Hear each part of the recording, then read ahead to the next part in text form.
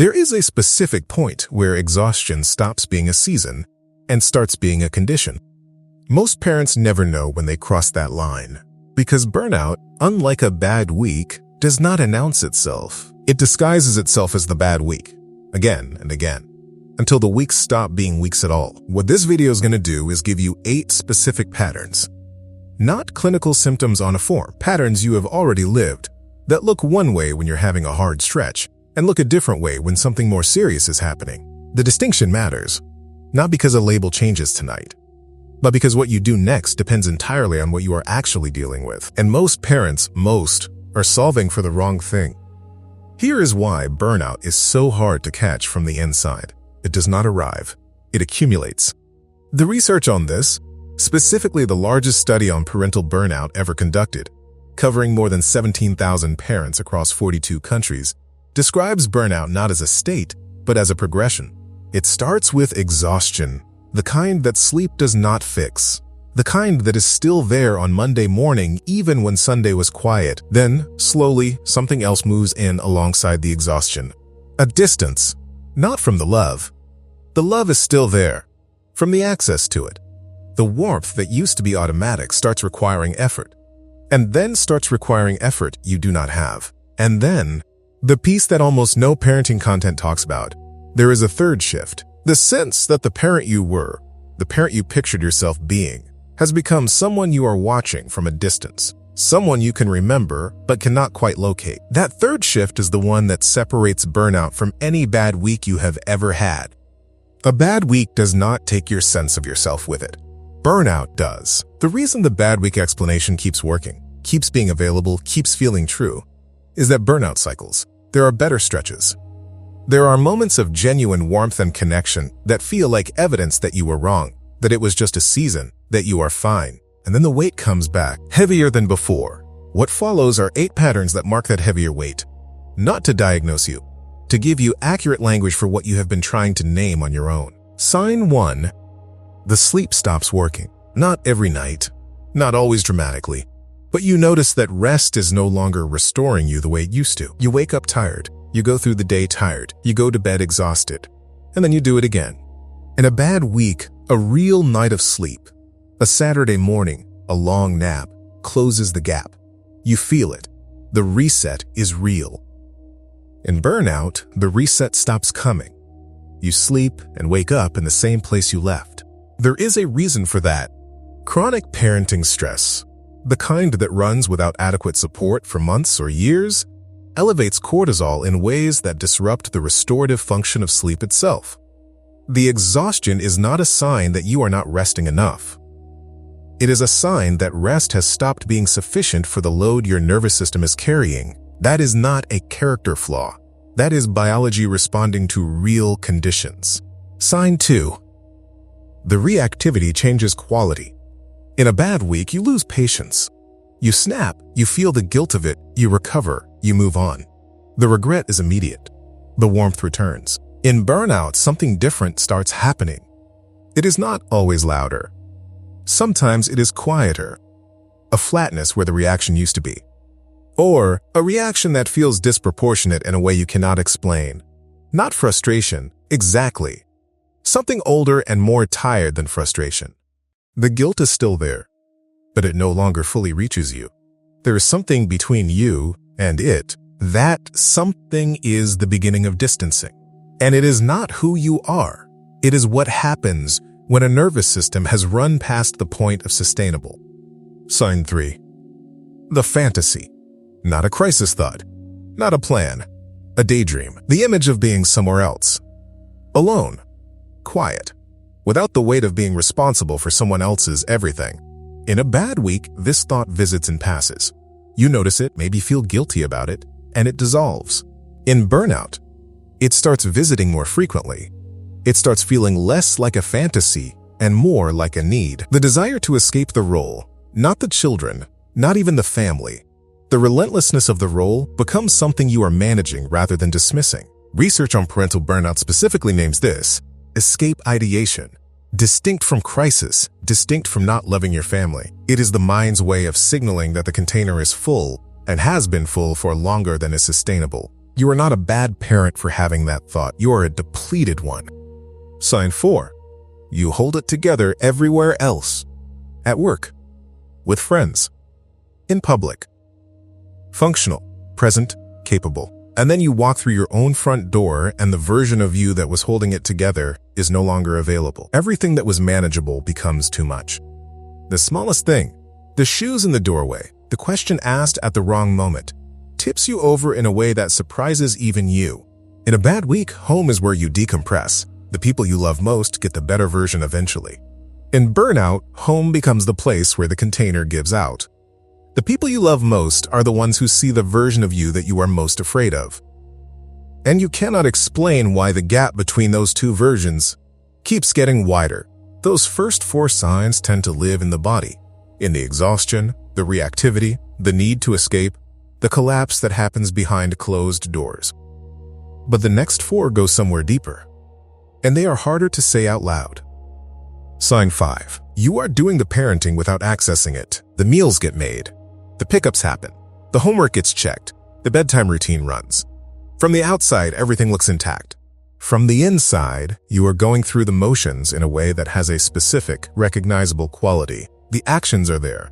The feeling underneath them is not. This is what researchers call emotional distancing.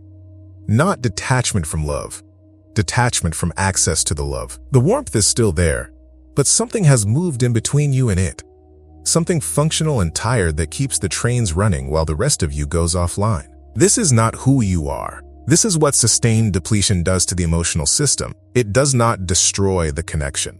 It buries it under a weight that connection cannot currently carry. Sign 6. You remember the parent you used to be. Not perfectly, not without difficulty. But you remember a version of yourself in this role that had more access to patience than this. More access to playfulness, more access to presence. And you are aware, quietly, in the moments when it gets loud, of the distance between that parent and the one standing in your kitchen right now. In a bad week, that awareness is temporary. The better version comes back. You feel it return.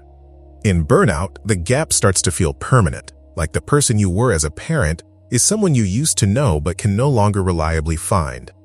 That feeling has a name in the research. It is called the contrast, and it is one of the 3 core dimensions of parental burnout identified in clinical literature.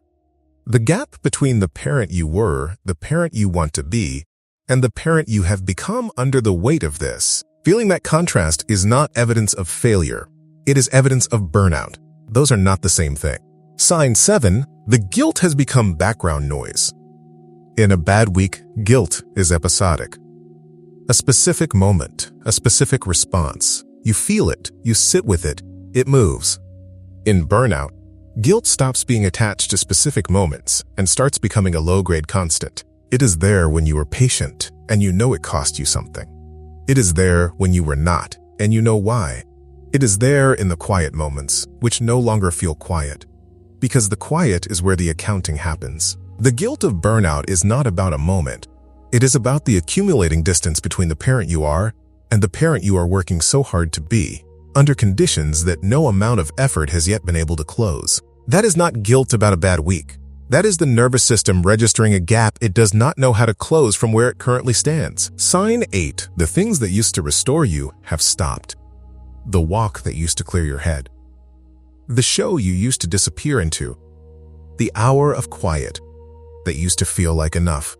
You still do them, but they no longer land. You get to the end of the hour and you are exactly where you were. That flatness, the absence of restoration from the things that used to restore, is one of the clearest signals that the system is not just tired. It is depleted in a way that the usual repairs cannot reach. In a bad week, the restoration works. You feel it. A real moment of relief, of lightness, of yourself. In burnout, you are doing the restoration behaviors without getting the restoration. Here is what I want to say directly to the part of you that has been reading this list and quietly checking boxes. The parent you pictured yourself being, the one who was patient, who was present, who had warmth available when it was needed, is not gone. They are exhausted. They are buried under the weight of conditions that were never designed to be carried alone. Those are not the same thing. Exhaustion is not character. Distancing is not indifference. And the fact that you recognize yourself in what just got named that recognition is not evidence of failure. It is the first accurate read of your situation that you may have allowed yourself in a long time. If you want to take that recognition further, if you want to know not just whether this applies to you, but exactly where you are in it, and what that means for what comes next, there is something in the description built for that. It is a structured assessment and recovery roadmap calibrated to where you actually are in the burnout cycle. Not a generic guide, but something that starts with an honest picture of your specific situation. The link is in the description and in the pinned comment. Naming this does not fix tonight. That is worth saying directly, because the objection is real. You can understand everything in this video and still have the same 6 p.m. waiting for you tomorrow.